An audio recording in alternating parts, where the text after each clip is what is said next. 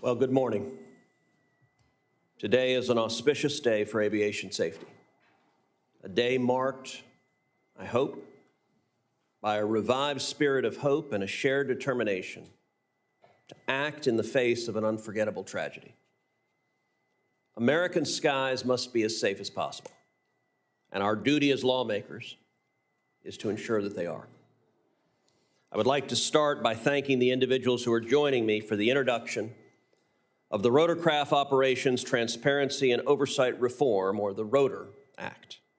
Secretary Duffy, Chairwoman Homendy, Tim and Sherry Lilly, Doug Lane, and my colleagues have all worked hard to make the American skies safer. Tim, Sherry, Doug, thank you for your courage and your advocacy. Your presence reminds us of what is at stake. You've turned your grief into purpose. We are here today because of your efforts and the memory of Tim and Sherry, your son Doug, your wife and son, and all of the loved ones who were lost over the Potomac. The Rotor Act represents a common sense step forward in aviation safety reform. One of the most important parts of this bill is the requirement that all aircraft, military and civilian, use both ADS-B out and ADS-B in. ADS-B is critical for aviation safety. This technology allows aircraft to broadcast their positions and to receive positions of others in real time, faster than other technology in use today. It gives pilots and air traffic control a clear view of what is happening in the skies.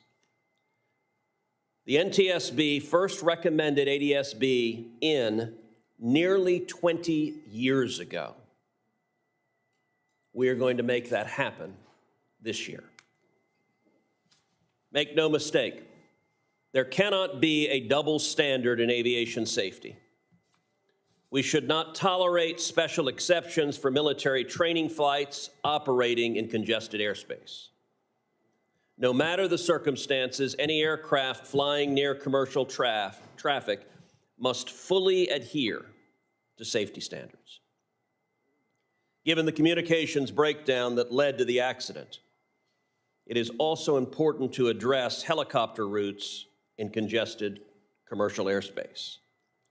We cannot have commercial airplanes and helicopters on a collision course ever again. This bill is based on two core principles: technological transparency and institutional responsibility. While American skies are among the safest globally, this safety is not always assured. I want to be clear. The Senate will lead this effort. We will not wait for another accident to happen before we act decisively to protect the American skies. We have made it abundantly clear that when American lives are at risk, excuses are not acceptable. However, this is about more than policy. It's about people. The families standing here, they didn't ask to be a part of this story. However, they stand with the courage to ensure that it has a better ending for others. This is the kind of legacy we should all aspire to build. Thank you, and I now recognize the Secretary of Transportation, Sean Duffy, to give his remarks. Mr. Secretary. Thank you, Senator. And first I want to thank you and your Senate colleagues for taking a bold step. There's a few tweaks we may want to make with you and give you some feedback and insight, but by and large, this is the right approach. And we're here today because of the tragedy in January at TCA, and that should not be the story. Focus on safety should have always been the focus. And I think in the past, people became complacent, leaders became complacent. And we had warnings of near misses in the DCA airspace, unacceptable. And so I think at this moment, by the way, because of the great partnership of the families, and I couldn't ask for better partners, constructive, insightful, helpful, paying this forward to make sure no other family goes through what they went through is just been a godsend to make our skies safer. And I thank you all for your effort. But this is the right step. This is the right approach. And by the way, Senator Cruz is a Republican. This is not partisan. Safety is not partisan. It is Democrats and Republicans, House, Senate, DOT, FAA, the President's administration, all of us want to make sure we're safe. And so, Senator, I commend you for this bold effort and rallying the forces in this body to make sure we lead and make sure our skies continue to be the safest in the world. And this is one giant leap that's going to help make that happen. And I look forward to working with you and your colleagues to advance this cause. So thank you for driving. Again, 22 years ago, the NTSB recommended this. By the way, sometimes people get concerned about cost. And I don't think we should be concerned about cost when it comes to safety. But I was talking to the administrator of the FAA. The cost to deploy this technology is not that great for commercial aircraft or for the military. We can drive safety way higher and also at a very affordable cost. That's the benefit of the advancement of technology over the course of the last 22 years. And so this is doable. And I think the American people expect this from this body, this administration, to keep them safe. And so with that, thank you for having me and look forward to working with you, Senator. Thank you very much. I now turn to Doug Lane, whose wife, Christine, and 16-year-old son, Spencer, were killed in the accident. He is also here representing the other families of Flight 5342. Thank you, Chairman. And I also just wanted to acknowledge Ben Stuhl, who's also here with me from the family group. He lost his partner, Melissa McAndry, on the flight. First off, we want to extend our sincere appreciation to Chairman Cruz, his co-sponsors, Senators Moran, Marshall, Schmidt, Blackburn, Budd, and Sheehy, for introducing the Rotor Act, a significant effort aimed at strengthening aviation safety and oversight. Chairman Cruz has been one of our most consistent and strongest voices for the families of Flight 5342 and for overall aviation safety reform. The Rotor Act reflects many of the priorities our families have been advocating for since the tragic loss of Flight 5342 6 months ago today. We're especially encouraged by the stronger NTSB requirements in the bill, as well as the requirement for an Army Inspector General to conduct an audit into the Army's role in our accident. These measures are essential steps towards ensuring that the failures which led to this tragedy are never repeated. While we know this bill represents an important starting point, we also know it will take bipartisan momentum to ensure aviation safety. We are eager to see what Chairman Cruz and Ranking Member Kent will achieve on the Senate floor to build on this foundation to build the strongest possible protections for all who fly. This is not about politics for us, it's about saving lives. Every meaningful step towards transparency, accountability, and safer skies is a victory for every family who has suffered an unimaginable loss. Please be sure to follow along as we continue our advocacy efforts at flight5342.org. Thank you so much for allowing us to be here today. Well, thank you, Doug, and thank you for your strength and courage to stand up and fight in the face of truly horrific loss. I now turn to Tim and Sherry Lilly, the parents of Sam Lilly, the first officer of Flight 5342, for their words. Tim and Sherry.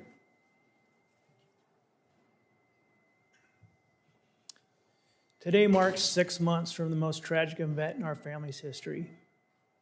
What we're doing here today is we're going to try to make sure that no other families have this tragic event happen. I want to especially thank Secretary Duffy, because when we met with him, he took our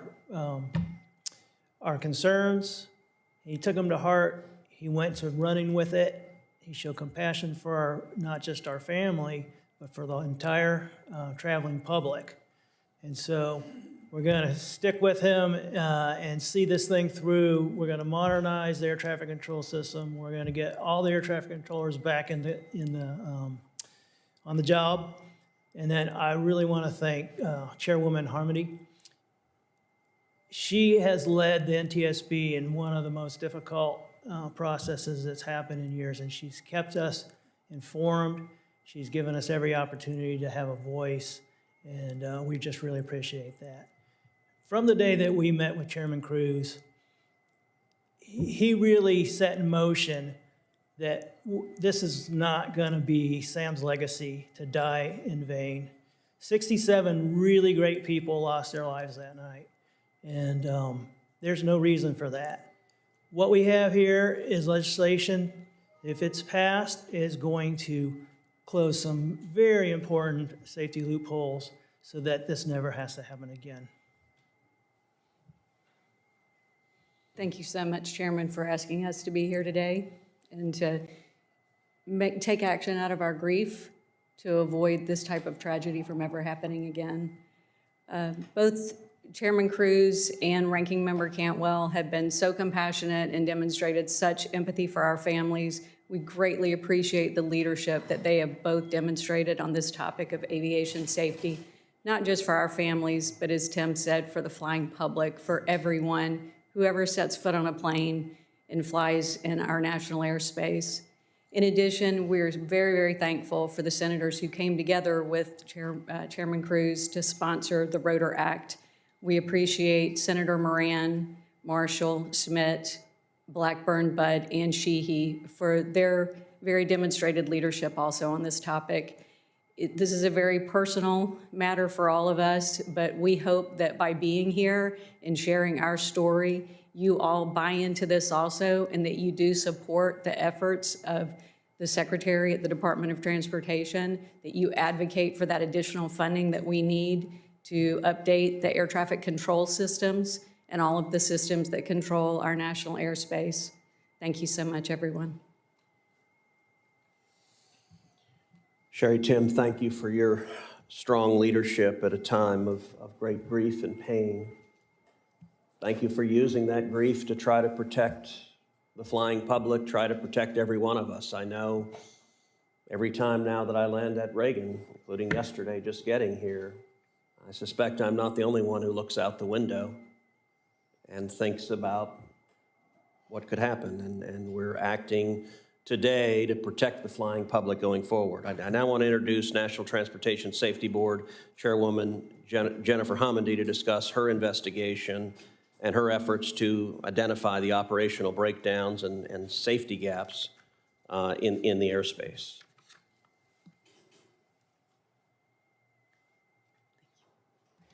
Well, as you heard, today marks 6 months to the day since 67 people died in a mid-air collision over the Potomac River near Ronald Reagan National Airport. That's 67 mothers, fathers, sisters, brothers, children, friends, as well as 3 highly respected soldiers who dedicated their lives to defending our nation.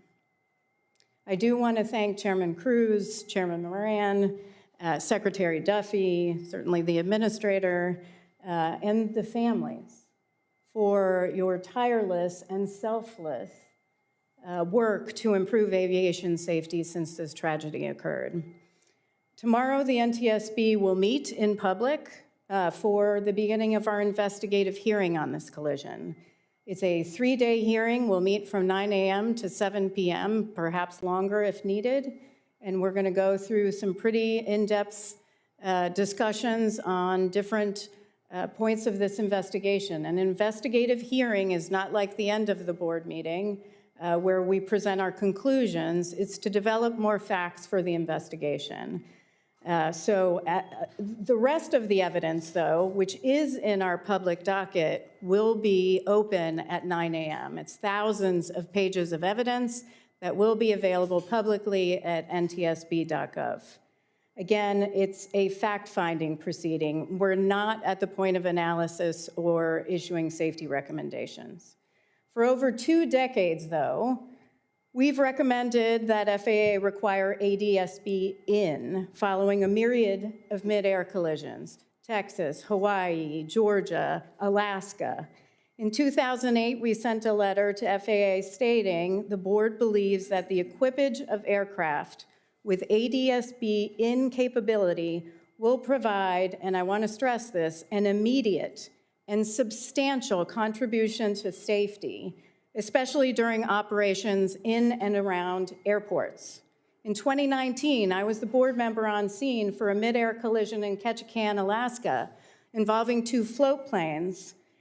6 people died, 10 others were injured, and we again said we needed ADSB in. That was part of a big part of that report, stating that we hoped that it got mandated, including for passenger aircraft, especially in high-traffic areas. Just 2 weeks ago, I got to experience ADSB in by riding jump seat. Flying jump seat in American Air, they outfitted their entire fleet of Airbus A321neos with ADSB in, and it's incredible technology.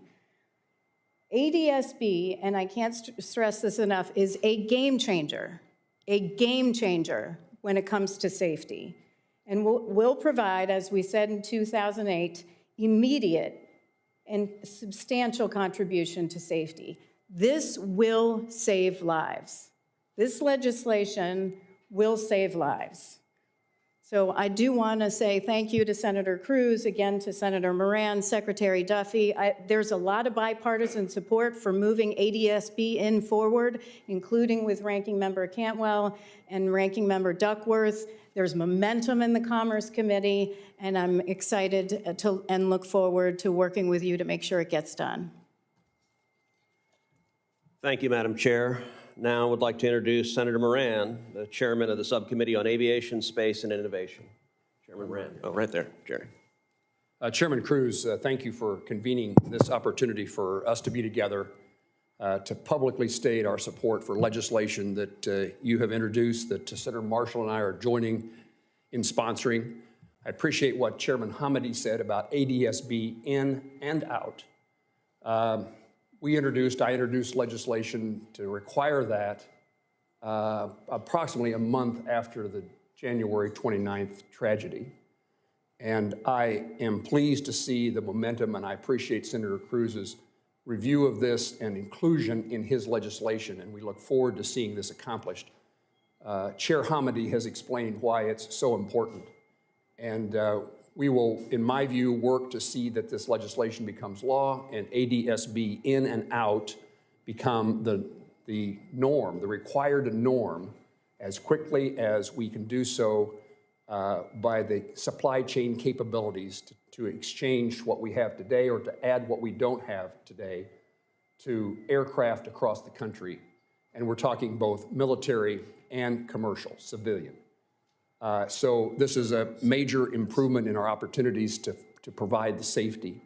And it's pleasing to me to have, to see the efforts by the families to find meaning in their work to make certain that the tragedy that we experienced 6 months ago today doesn't occur and other families are not impacted in the way that these individuals, moms, dads, brothers, sisters, cousins, friends have been impacted by the loss of life.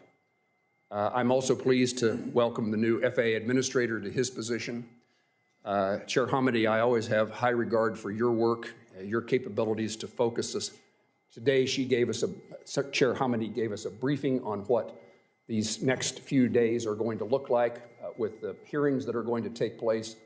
And my takeaway is there are so many individual circumstances that all came together. Perhaps it would be nice if we could just put this in one. This was the problem. But the issue is broader than a problem. And we're going to have a lot of work to do with the FAA, with the Department of Defense, and with all of us in Congress to get all of the issues that appear to be developing in air traffic safety handled and improved. And Secretary Duffy, I wanted to tell you today is the 67th anniversary of the creation of NASA by a Kansan better known than me named Dwight Eisenhower. And congratulations on your additional responsibilities, but thank you for not allowing them to intrude upon this. Secretary Duffy, while I'd met him when he was seeking my vote on his nomination, he came by to pay the courtesy call, and we had a fine conversation.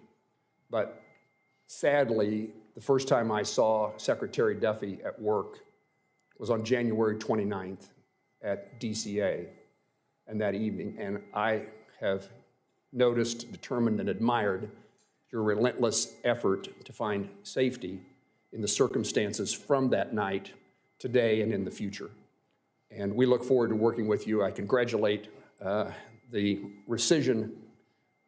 reconciliation bill that provided additional dollars for air traffic safety, and we are appropriating. I'm a member of the Appropriations Subcommittee on Transportation, and there's another set of billions of dollars in that bill to fund additional safety efforts within the FAA and within air traffic control. So there was, again, I don't know how to say this very well, but from the circumstances that occurred 6 months ago today, I've seen Congress work together. I've seen the administration and the legislative branch come together and the executive branch to make certain that we find the right answers to prevent tragedies from occurring as they did just such a short time ago. And on behalf of all other Kansans, Senator Marshall and I express our condolences once again for the circumstances that originated in our home state. Thank you. Thank you, Chairman Moran, and I will say that Senator Moran and Senator Marshall have both been incredible leaders on this, given that so many of the victims of this tragic accident were from Kansas. It obviously struck both of them close to the heart. I now recognize Senator Roger Marshall. Well, thank you, Senator Cruz, for your leadership and inviting us to participate. And to all my fellow speakers up here, thank you. Good morning to everybody. On January 29th, 2025, American Airlines Flight 5343 from Wichita to DCA tragically crashed, claiming 67 lives, including 7 Kansans. Bob and Lori Schrock, Pete, PJ Diaz, Lindsay Fields, Grace Maxwell, Kia Duggins, and Dustin Miller. Their loss weighs heavily, and we owe it to them to ensure their deaths were not in vain. That night, I shared many of the same thoughts that so many of the family members had. Why was the helicopter in that airspace? Was it flying too high? Why did its transponder fail to warn the jet or air traffic control? While we're still awaiting some of those answers, Congress needs to act swiftly. Our proposal legislation, led by Senator Cruz, mandates ADSB technology on aircraft in key airspaces. And for damn sure, they need to turn them on. They need to turn them on when they're in those airspaces. The military, if they're going to be in the airspace, they need to turn on their transponders.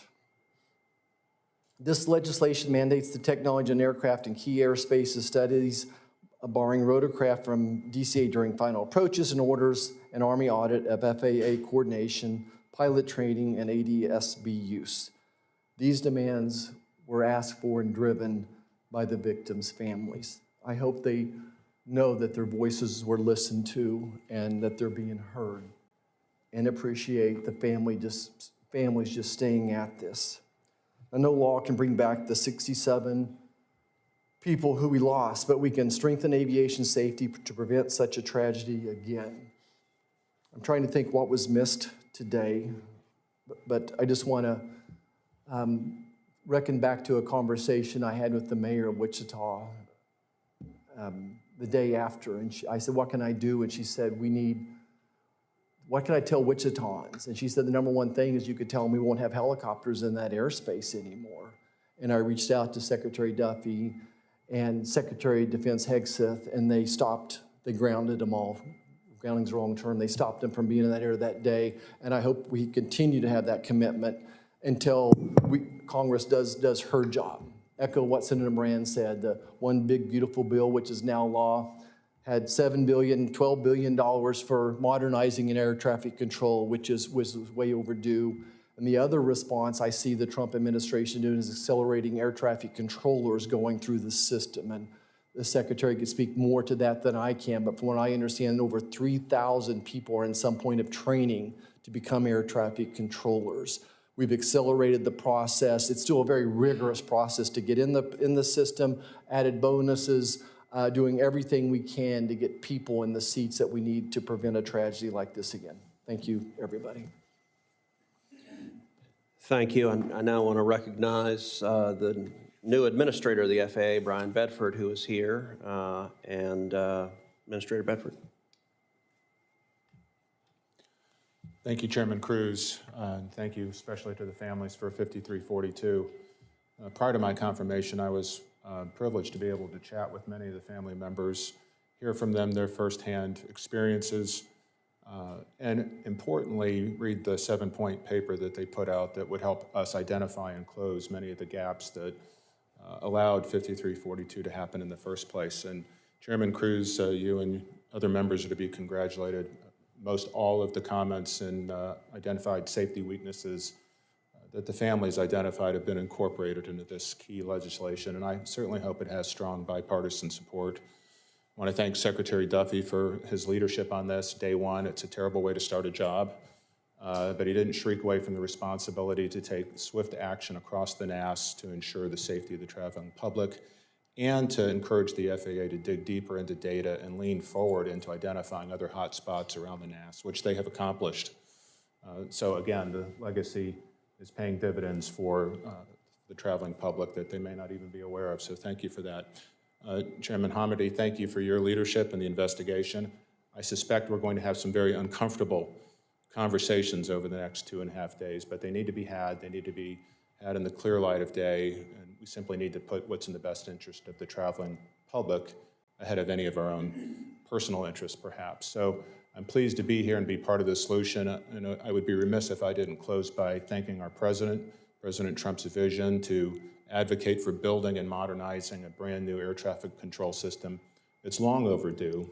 It's absolutely critical for the safety of the traveling public that we make this investment, get it right, and continue to support advances in technology and in making sure that we have the best people, they receive the best training, and have the best equipment possible to keep our NAS safe. So for all of your leadership, everyone gathered here today, thank you for your support. Thank you, Administrator. And now finally, I'd like to recognize Senator Ted Budd, who's also a co-sponsor of this legislation and a private pilot himself. Thank you, Chairman. Thank you all for being here. You know, I wish we weren't here because I wish this wasn't an anniversary at all. I wish this tragedy had never happened, especially since it was preventable. This hits home because 6 out of the 67 souls that lost their lives that day were either North Carolinians or North Carolina connected, including all 4 members of the Charlotte-based flight crew and one of the helicopter pilots. I'm hopeful that our efforts in Congress starting today are going to make a difference in making our entire air traffic control system and our airspace a lot safer. You know, ADSB, it's a critical safety technology, and mandating that aircraft are equipped with and using this technology, and that's been reiterated several times, and that's absolutely important that it's used. I think that's a key step in making sure that all Americans are safe. And you mentioned, Chairman Cruz, that I was a private pilot. So while I've got multi-engine and commercial and instrument ratings, most of the time on a beautiful North Carolina Sunday afternoon, if I'm fortunate enough to be home, I'll be flying. The plane weighs less than 900 pounds, goes less than 100 miles an hour, and it's bright yellow, and it's equipped with ADSB out and ADSB in. So if something that's better equipped for surveying cornfields and tobacco crops is with ADSB out and in, certainly our helicopters on non-critical missions and airlines should all have that in and out. You know, I'm really proud to be part of this Rotor Act. Thank you for your leadership in this. I think it's a great step forward, and we look forward to working with the administration to making sure this is as good as it can possibly be. Mr. Secretary, Chair Hamady, to the families, the administrator, thank you for your leadership. And I appreciate you turning pain into courage, and I know that you're making a difference. Thank you. Thank you, and I will say if we see a little yellow plane circling above us, we'll know that it's Ted coming to work, so that's good. All right, there is a vote that is right at the end, so I'm going to take one question, unfortunately. Yes, sir. Senator Cruz, I'm Tom Costello with NBC News. If I could ask Secretary Duffy or the administrator, there's been some confusion. Where do we stand right now on military chopper activity, any chopper activity in and around DCA? There was a prohibition for a while. There was some confusion about how much of that's been lifted, if any, and secondarily, those choppers, are they required now to be flying with ADSB, or is that still an issue with the military? Hi, Tom. Good to see you again as well. I can tell you that there is very few exceptions, only for critical emergency missions or for critical military missions, including POTUS. And in those special cases, airspace is closed to commercial traffic while military traffic is in the area. So other than that, the routings have been completely redone, taking them well out of the Class B airspace pattern around DCA. And choppers must be operating with ADSB. That's correct, unless they're on an exempted mission, in which case the skies are clear to commercial traffic. But this chopper was on a training mission, which was viewed at the time as an exempted mission. Is that today still? That is no longer allowable.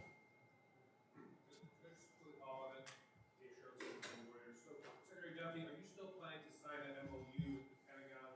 The Army is still not allowed to fly helicopter missions around the Pentagon, is that right? I could take that one as well. We do have an MOU. I'll say I don't think it goes as far as this legislation does, but during the pendency of the legislation, the intent would be to continue to execute on the MOU with the military. I believe we can continue to support our warfighters' training needs by clearing airspace when it's necessary. We don't have to have conflicting traffic. All right, thank you, and I've got to run because the vote is closing.